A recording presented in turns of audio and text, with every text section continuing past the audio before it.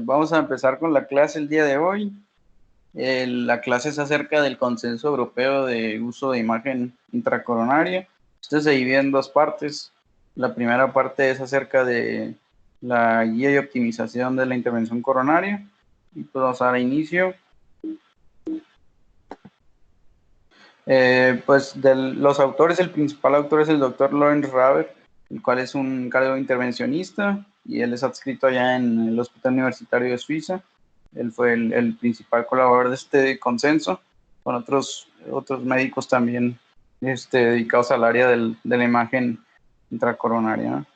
Bueno, como introducción, pues la angiografía coronaria, como todos sabemos, que tradicionalmente ha sido el método utilizado para evaluar la anatomía coronaria y guiar la intervención coronaria. Sin embargo, pues esta tiene sus debilidades.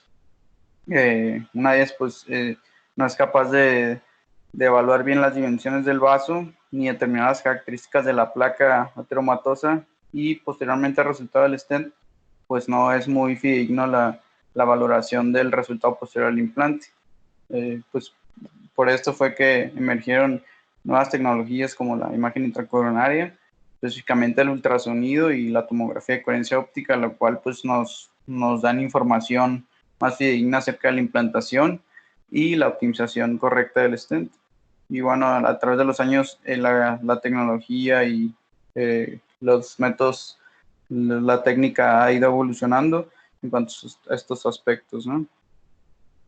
Aquí tenemos pues un ejemplo. Pues es importante especificar y una correcta determinación de las diferentes estructuras que se ven en el ultrasonido, específicamente en esta imagen, esta diapositiva. Como vemos, la línea blanca alrededor del círculo, pues es la membrana elástica externa, y el círculo amarillo sería la placa de estenosis, y el círculo naranja sería el lumen del vaso. En azul, pues es lo que está representado como la sonda del ultrasonido, ¿no? Específicamente, como vemos ahí en esa lesión que se ve en la arteria ascendente anterior, y del lado izquierdo abajo podemos ver las diferentes mediciones que se pueden obtener del realizar este estudio, ¿no? Desde el porcentaje de diámetro de estenosis hasta el área luminal mínima, el porcentaje de la placa, la carga de placa, y el área de la placa también, ¿no? Y bueno, el ultrasonido ha sido pues ya ampliamente comparado con la angiografía coronaria en múltiples estudios, ¿no?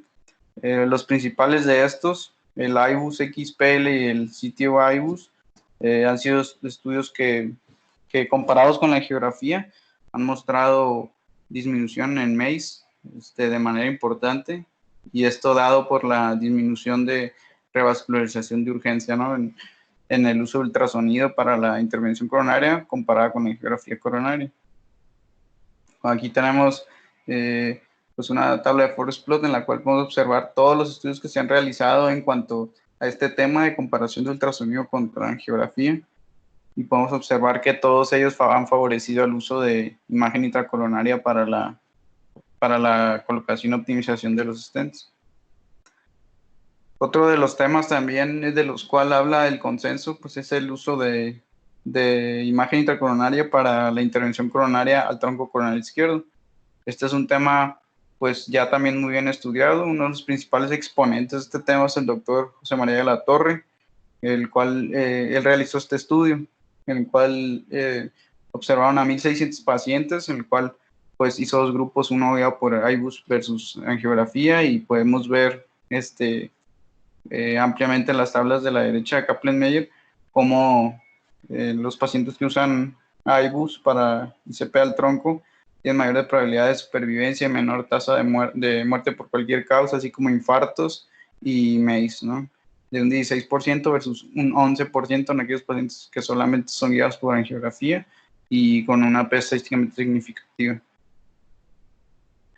También ha sido comparado el IBUS con el otro método de imagen, que es la tomografía de coherencia óptica. Uno de los estudios es el Illumian 3, en el cual pues se compararon ambos métodos de imagen. Y bueno, lo que podemos resaltar de este estudio es que la tomografía de coherencia óptica mostró no inferioridad en comparación con el IBUS. Lo que sí también es importante recalcar es que aunque no mostró superioridad ni inferioridad, sí mostró superioridad en comparación con la angiografía, la tomografía de coherencia óptica, en cuanto a MACE. Y bueno, dado toda la información anterior, pues la opinión de los expertos del consenso es que el uso de tanto el ultrasonido como la tomografía son equivalentes para guiar y optimizar la intervención coronaria percutánea, así tanto como para determinar el mecanismo de complicación posterior al implante del mismo, ¿no?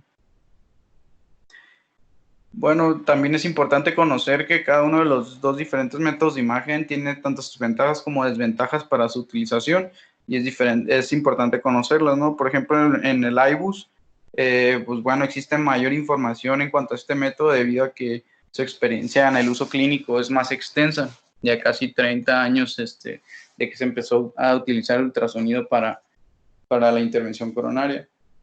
También una de las ventajas del IBUS es que no se requiere modificar la placa, no necesita predilatación para obtener una imagen con la sonda. Y en cuanto a su penetración en la adventicia, pues esto nos permite una correcta valoración de las paredes del vaso. Y bueno, también hay una extensa investigación que se ha realizado acerca del uso de ultrasonido para los resultados del procedimiento. Y eso también pues es una ventaja, ¿no? Ya la gran experiencia que se tiene y también ya se tienen bien determinados los predictores por ultrasonido de restenosis, así como también hay mayor información en cuanto a que puede ser una mejor guía para las técnicas de oclusión total crónica. Un ejemplo, el de reentrada, ¿no? La técnica de reentrada. Y pues también tiene sus desventajas como toda tecnología.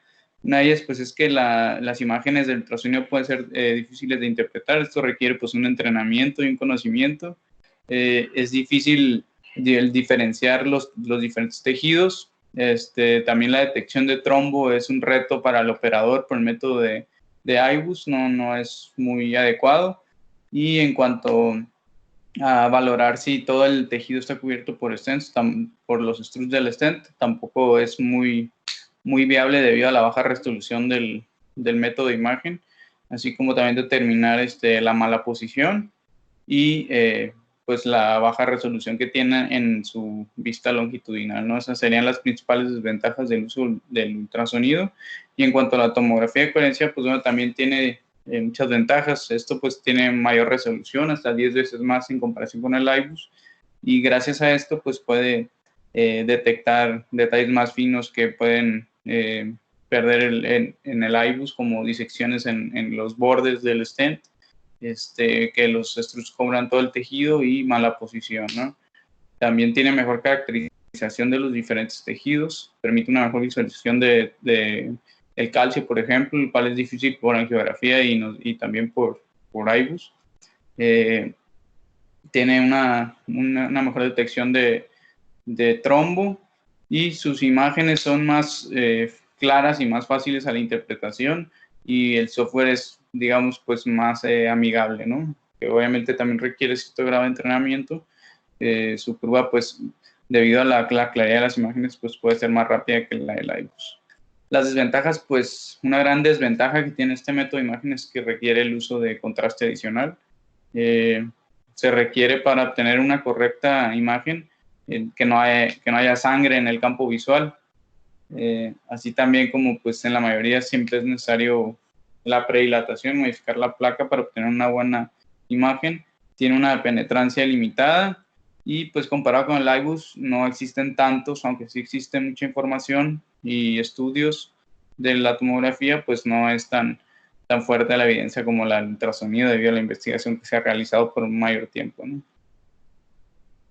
Y bueno, dado todo esto, los expertos nos recomiendan las indicaciones clínicas y lo que se debe esperar en cuanto a los efectos del ultrasonido o la tomografía de coherencia para guiar la intervención coronaria. Y bueno, ellos recomiendan que el IBUS mejora los resultados clínicos en pacientes seleccionados, por ejemplo, aquellos pacientes con lesiones largas, aquellos pacientes con oclusión total deberán pues recibir una intervención guiada por ultrasonido. ¿no? También aquellos pacientes que sean sometidos a intervención del tronco coronario izquierdo, es necesario y mandatorio el uso de ultrasonido intracoronario, ¿no?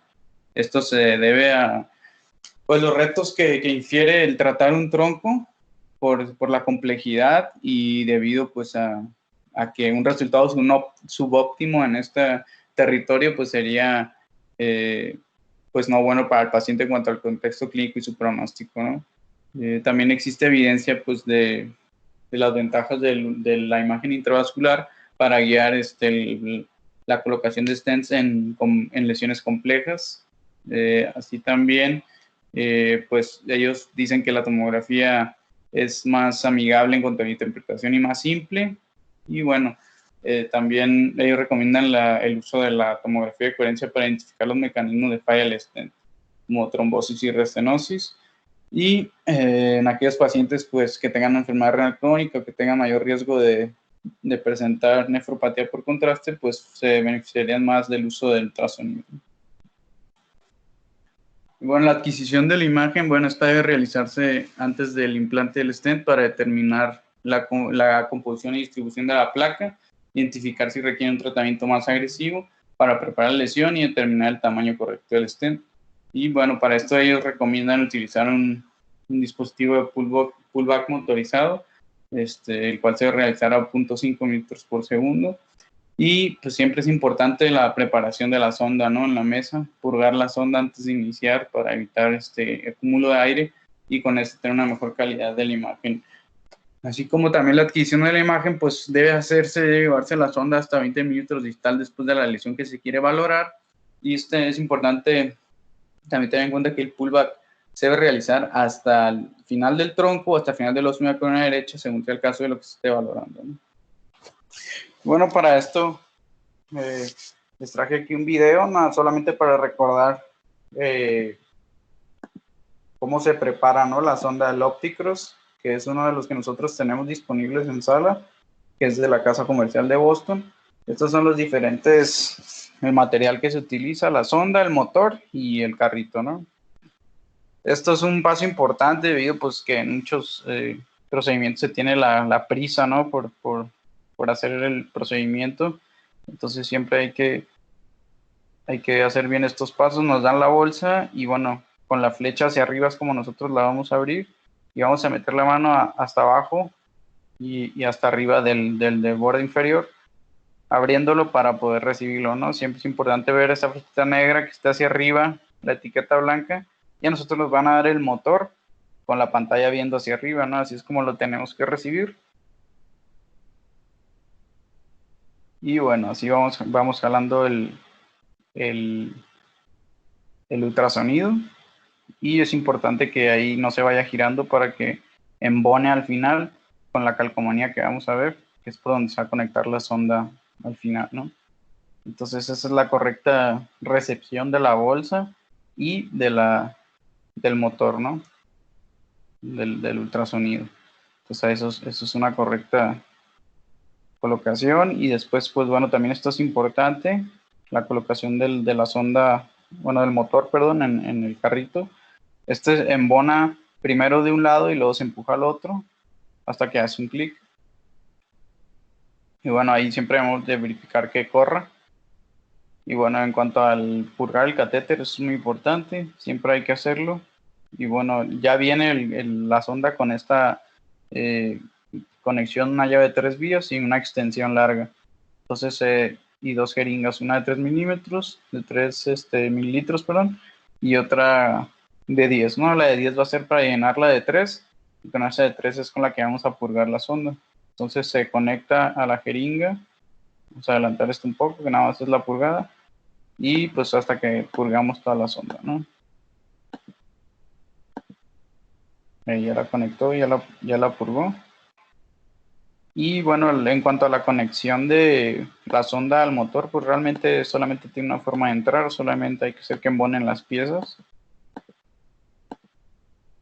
Ahí lo va a embonar el operador. Y también hace un clic, ¿no? Algo aquí, un paso importante después de esto, es recorrer la sonda, ¿no? Para embonarla en en el carrito, porque debe ser con las dos manos, ¿no? Porque si es con una, debido al material de la sonda, puede doblarse y dañarse, ¿no? Y esto comprometer la calidad de la imagen. Ahí la va a embonar, ¿no? Así se debe hacer. Okay. Es importante, ¿no? Para hacer más eficientes los tiempos del procedimiento. Pues bueno, siguiendo con el consenso, en cuanto a la composición de placa, bueno, pues hay estructuras como el calcio, el cual, pues, en cuanto a la angiografía coronaria, esta posee una baja sensibilidad pero un valor predictivo positivo alto para detección de calcio. Y la tomografía de coherencia óptica, pues, puede visualizar el calcio sin artefactos y evalúa con mayor exactitud en comparación con el ultrasonido. Ya está demostrado que lesiones calcificadas, las cuales tengan un ángulo mayor de 180, un grosor de más de 0.5 y una longitud mayor de 5 milímetros, estos confieren un mayor riesgo de subexpansión del stent a la hora del implante, ¿no? Y a largo plazo. También la placa rica en lípidos, bueno, el implante de stents en placas con alta carga lipídica se ha asociado a mayor riesgo de infarto postprocedimiento, así como a embolización y no reflujo. Es por eso que está recomendado la zona de aterrizaje, zona de implante, que no sea en una zona con carga mayor del 50%, ¿no? Esto se asocia directamente a restenosis. En cuanto a cómo vamos a seleccionar el tamaño correcto del stent, bueno, existen diferentes métodos para la selección del tamaño y estos van desde una forma más conservadora a una que sería menos conservadora, ¿no? Depende cómo quieras hacerlo.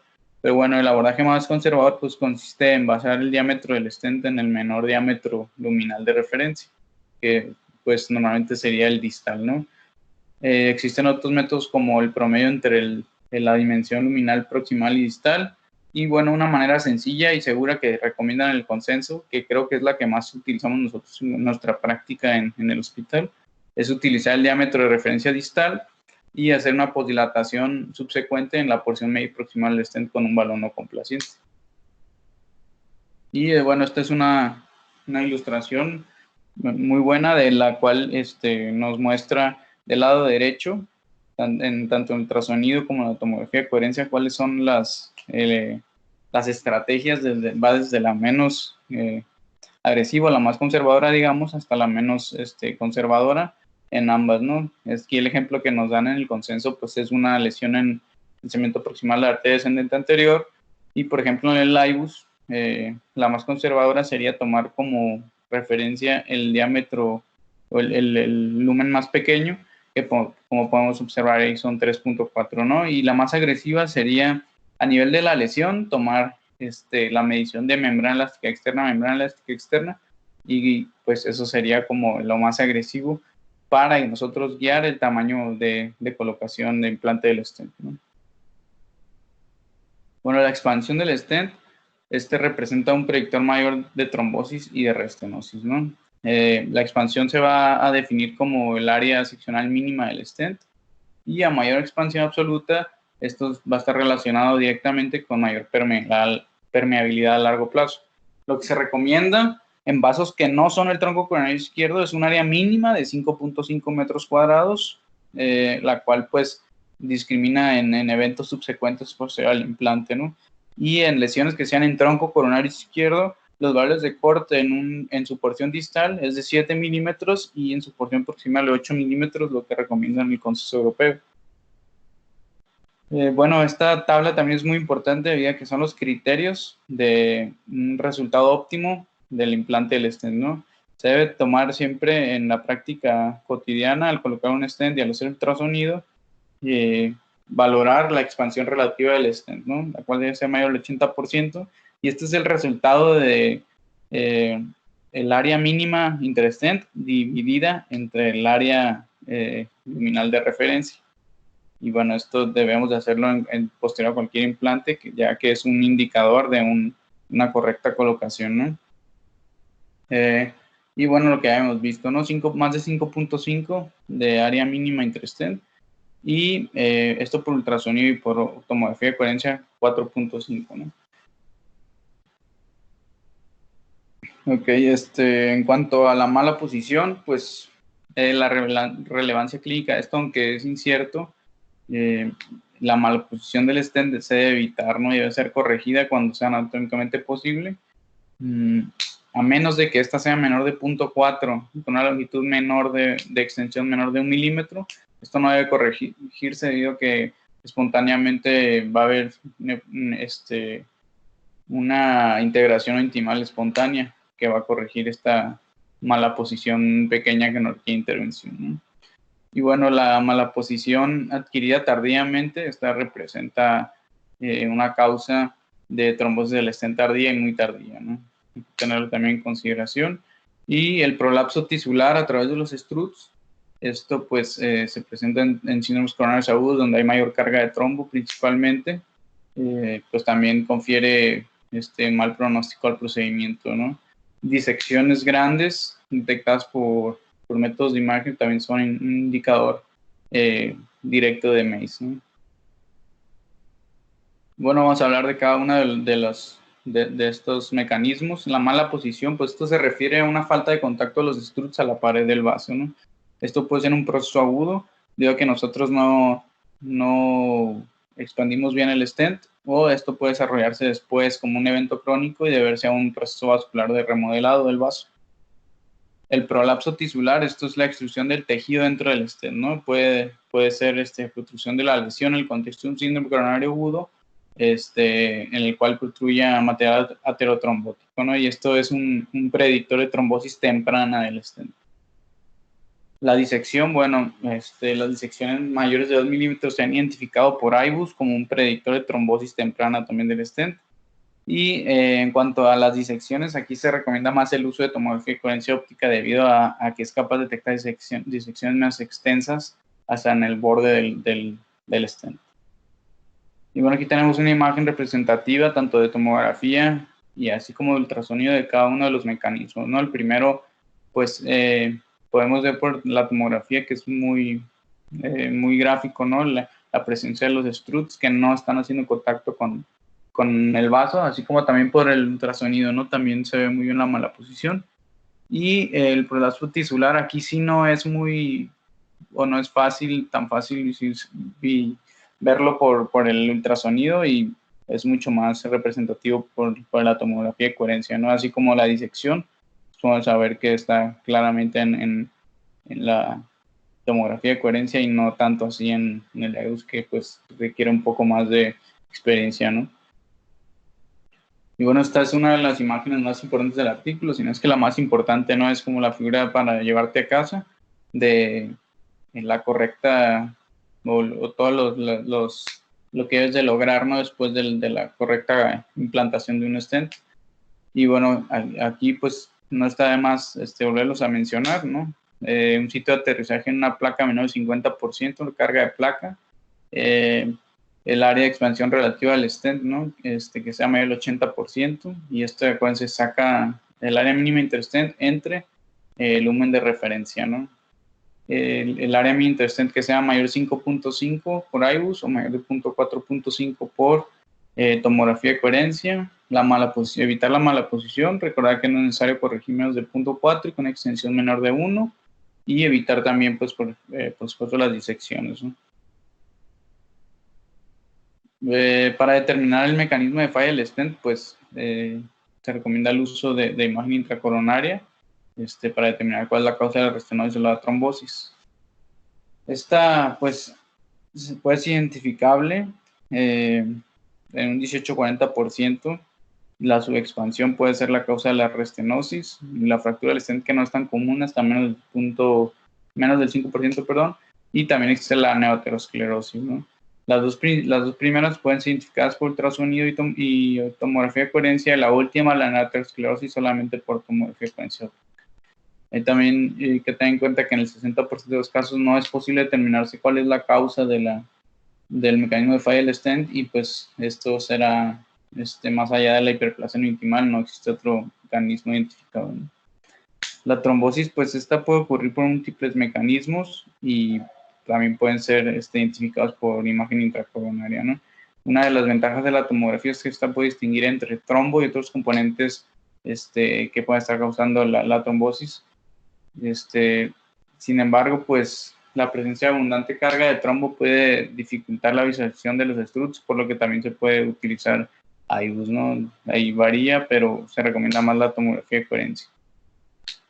Y bueno, esto es un registro 2016 y 2017 de cuáles han sido las causas de trombosis temprana y muy tardía, y pues han sido que no se han cubierto los struts, mala posición, su expansión, aterosclerosis, ¿no?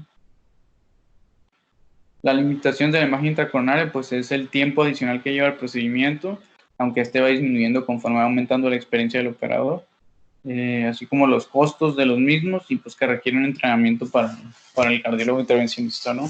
Adicional. Y bueno, eso es lo más importante o lo más relevante de la parte 1. Ahora vamos a hablar un poco de la parte 2, el cual está dirigido a el uso de imagen intracoronaria en síndromes coronarios agudos y en aquellas angiografías con hallazgos ambiguos, ¿no? Bueno, para identificar la lesión causante en un síndrome coronario agudo, pues es importante determinar que la mayoría de los casos es identificable la lesión causante del infarto por medio de la angiografía coronaria. Sin embargo, puede existir una duda diagnóstica, ¿no? Sobre todo en aquellas angiografías en las cuales no se encuentra una enfermedad aterosclerosa, como el MINOCA, ¿no? Que puede estar presente hasta en el 4 a 10% de los pacientes con infarto con elevación. O en aquellos pacientes en síndrome coronario agudo en el contexto de un infarto sin elevación de segmento CT, ¿no? Debido a que aquí, bueno, la angiografía coronaria de los infartos sin elevación pues tiene una mayor heterogeneidad, y esto pues se ha visto en que hasta el 30% de los infartos sin elevación puede tener, no se puede identificar la lesión culpable, y en hasta el 10% puede haber dos lesiones causantes del infarto en un infarto sin elevación del ST, ¿no? También así, pues que presenta cambios inespecíficos electrocardiográficos, pues esto aumenta la duda diagnóstica en cuanto a la lesión causante del infarto agudo, ¿no? Pues importante conocer que la coronografía tiene una debilidad inherente al procedimiento en cuanto a valorar la geometría del vaso, la luz, caracterizar la placa y observar la presencia de trombo, ¿no? En aquellos casos en los que existe una duda diagnóstica, pues la imagen intracoronaria tiene un rol específico, y esto pues será caracterizar los signos distintivos de la lesión culpable, como por ejemplo observar ruptura de una placa o que exista presencia de trombo en el vaso, ¿no? También sirve en la imagen para distinguir entre trombo rojo y trombo blanco. Este es un algoritmo que proponen en el consenso, en el cual, bueno, tenemos un síndrome coronario agudo, un paciente con sospecha de un Zika, ante síntomas y biomarcadores positivos.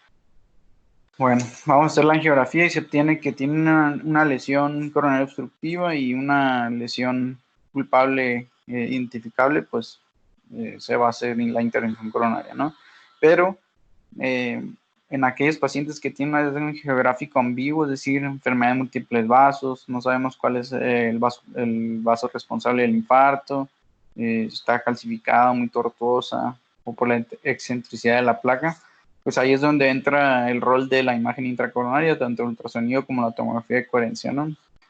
Y bueno, por medio de la misma va a poder ser identificable los mecanismos del infarto, ¿no? Así como una ruptura de la placa o como una erosión, que ahorita vamos a hablar más específico de cómo identificar cada uno de ellos, ¿no? Cuando no se tiene una lesión obstructiva, pues considerar datos agregados, ¿no? Como cambios electrocardiográficos, alteraciones en la movilidad. También pensar en los diagnósticos diferenciales, ¿no? Como un MINOCA, un Takotsubo, y pues de esto dependerá el tratamiento, ¿no? También para esto nos puede ayudar cuando tenemos arterias coronarias normales, en cambios electrocardiográficos, pues realizar un ecocardiograma transesofágico también. Y pues también, evidentemente, el ventriculograma es importante, tiene su rol directo aquí en el Takotsubo, ¿no? Bueno, en cuanto a la ruptura de la placa, hablando de la morfología de la lesión, esto se define como una pérdida continua de la capa fibrosa que cubre el core lipídico. Y bueno, esto se ve asociado a una cavidad dentro de la pared del vaso, y esto está dado por un embolismo del núcleo lipídico. Esto frecuentemente se encuentra un trombo por encima de esta ruptura. Puede estar ausente, sí. ¿En qué entidad? En aquella en la que tenga una ruptura antigua o en la que el paciente haya recibido un tratamiento firinolítico o haya estado con tratamiento anticoagulante. También se ha visto que está ausente, perdón, la presencia de trombo, ¿no? Sin embargo, hay otros datos que también nos favorecen o nos orientarían a que la lesión sea la causante del infarto. La presencia del trombo, que tengan una menor área luminal y mayor porcentaje de carga. Aquí tenemos un ejemplo de una ruptura de placa. Vemos un infarto agudo en un vaso responsable de la arteria descendente anterior. Y al hacer una tomografía de coherencia óptica, como podemos ver en las figuras F y G, hay una ruptura de la capa fibrosa, ¿no? Ahí donde están los triángulos rojos. Y otro muy representativo aquí de la imagen es la presencia de una cavidad dentro de la misma placa, ¿no? Y está dado por el embolismo del núcleo lipídico. Muy representativo estas dos imágenes, tanto la F como la G. Pues evidentemente desde la angiografía se ve una placa ahí rota, ¿no? Y bueno, solamente aquí representarla por medio de imagen, como es que se identificaría una ruptura de placa en un síndrome coronario agudo, ¿no? La erosión de la placa, bueno, eso se define como una denudación endotelial de la placa, y aquí solamente ha tenido un rol clínico la tomografía de coherencia óptica, no tanto así el ultrasonido, y es un diagnóstico de exclusión, ¿de acuerdo? El diagnóstico puede ser definitivo cuando exista ausencia de la ruptura de la capa fibrosa, esto aunado a la presencia de un trombo blanco sobre la lesión, y es probable cuando no esté el trombo, pero no la superficie esté irregular, ¿no? Entonces, para la valoración de la erosión de la placa es importante la depuración sanguínea en el lugar de la imagen para disminuir el riesgo de falsos diagnósticos, ¿no? Entonces aquí también podemos ver otro ejemplo para, para ver lo que es la erosión de la placa, ¿no? Aquí vemos en la figura B y en la figura C en una tomografía de coherencia óptica cómo se observa que no existe ruptura de la placa, ¿no? El contorno está irregular, pero no está rota la placa. Lo que sí podemos encontrar es presencia de trombo blanco, ¿no? Y tanto en la B como en la C podemos observar la presencia del trombo. Y ahorita vamos a ver también cómo diferenciar un trombo blanco y un trombo rojo, que también es muy gráfico, ¿no? Visto por la tomografía de coherencia. Aquí vemos, por ejemplo, la del lado izquierdo. La imagen B del lado izquierdo es una imagen con un trombo rojo, ¿no? Y la del lado derecho es un trombo blanco. La diferenciación entre el contenido del trombo, pues está dado debido al que está mucho más opaco el del lado izquierdo, ¿no? De hecho, no se puede ver la superficie ni el lumen en su parte inferior. Esto está dado por la gran cantidad de eritrocitos que contiene el trombo. Así es como se diferencian en cuanto a su visualización, ¿no? Está más atenuada la imagen en presencia de un trombo rojo. Y bueno, en cuanto al contexto de Minoca, pues hay que tener siempre en cuenta los diagnósticos diferenciales, que sí tenga una placa rota y no la hemos detectado por angiografía, tromboembolismo, síndrome de Takotsubo, un paciente con miocarditis, pacientes con disección coronaria espontánea y un vasospasmo coronario, ¿no? Se ha visto que en aquellos pacientes con diagnóstico de Minoca, hasta el 38% han presentado si tienen una ruptura de una placa, ¿no? Y bueno, la tomografía de coherencia óptica puede distinguir entre la presencia de la etiología de tromboembolismo. ¿Y esto cómo? Pues si el paciente tiene presencia de trombo en ausencia de una placa rota o un contorno irregular, es decir, de erosión, pues es porque embolizó, ¿no?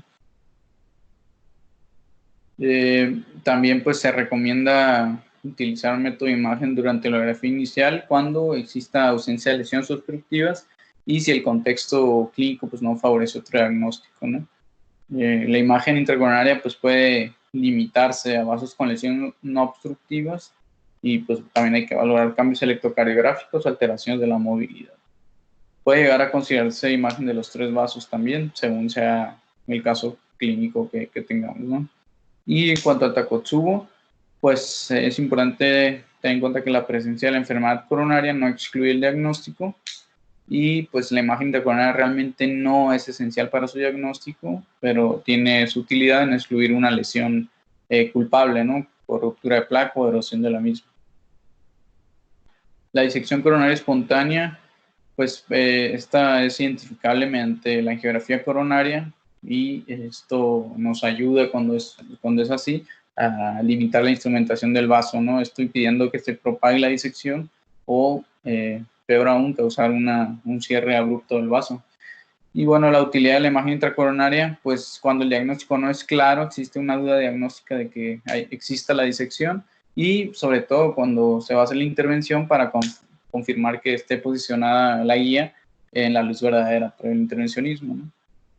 Y también pues se recomienda el ultrasonido aquí en el conceso para bajo sospecha de un falso lumen, ¿no? Bueno, para la imagen el uso de imagen intracoronaria en estratificación del riesgo y detección de la placa vulnerable. La detección de la placa vulnerable, pues todos sabemos, ¿no? Del fenotipo de la fibroteroma de la capa delgada, la cual tiene un incremento en su carga de placa, tiene un remodelado positivo, un abundante núcleo lipídico y una capa fibrosa delgada, que es la que acaba por romperse, ¿no? En el estudio Prospect se utilizó el concepto de placa vulnerable en aquellas placas que tenían un área luminal menor de 4 milímetros, con carga de la placa mayor del 70%, y el fenotipo del fibroateroma de capa delgada está dado por aquellos que tenían 10% del núcleo necrótico en 3 cuadros consecutivos, y el mismo tenía de contacto con 36 grados de la superficie.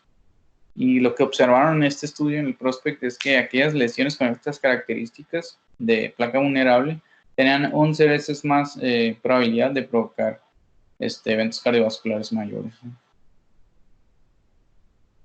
Bueno, también en el consenso establecen ellos los diámetros, eh, tanto en lesiones de tronco como en vasos que no son tronco, como predictores de isquemia, ¿no? Dados por imagen intracoronaria.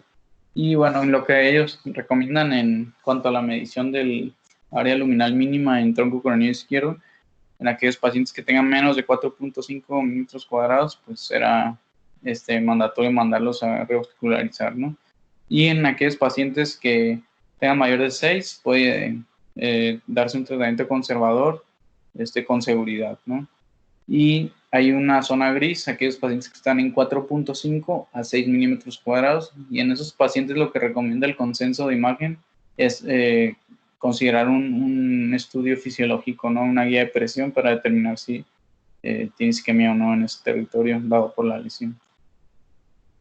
Y bueno, en cuanto al área luminal mínima en otros vasos, bueno, esto pues debido a que existe variaciones pues en la morfología de cada uno, el índice de masa corporal, que el calibre de los vasos y el miocardio irrigado por cada uno de los vasos según la dominancia, etcétera, pues esto no ha hecho posible el uso de un valor como corte para determinarlo como inductor de isquemia, ¿no? Pero bueno, se recomienda el uso de guía de presión para determinar la significancia de la lesión también en este contexto, ¿no? Ante la duda.